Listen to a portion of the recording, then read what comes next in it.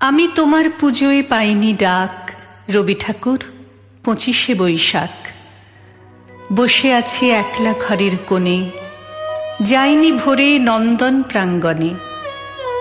একটু দূরে দাঁড়িয়ে তুমি একা, মূর্তি তোমার ফুলে মালায় ঢাকা।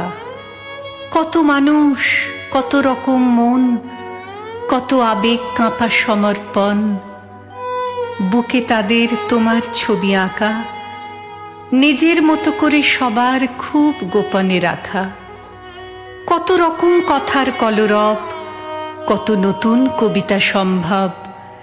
গানে গানে বন্ধন যায় টুটে 25শে বৈশাখের পত্রপুটে। তোমার চৈত্র দিনে শালের বন কোথায়, এ যে সাজানো প্রাঙ্গণ।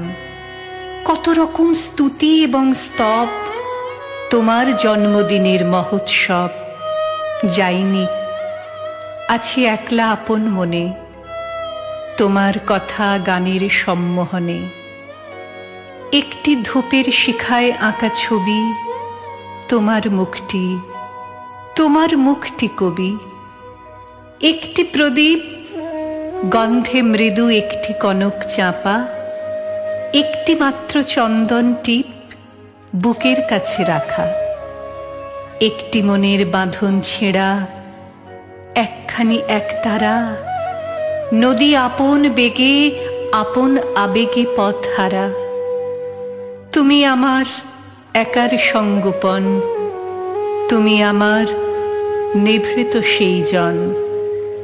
যে জন আছে মাঝখানে ঠিক মাঝে, অরূপ বিনা হয়ে যে জন খুব নীরবে বাজে।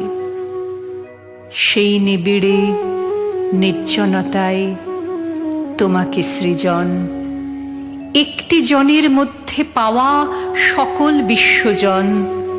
সেই তো আমার তোমার দিকে যাওয়া, প্রাণে আমার স্নিগ্ধ তোমার পরশটুকু পাওয়া।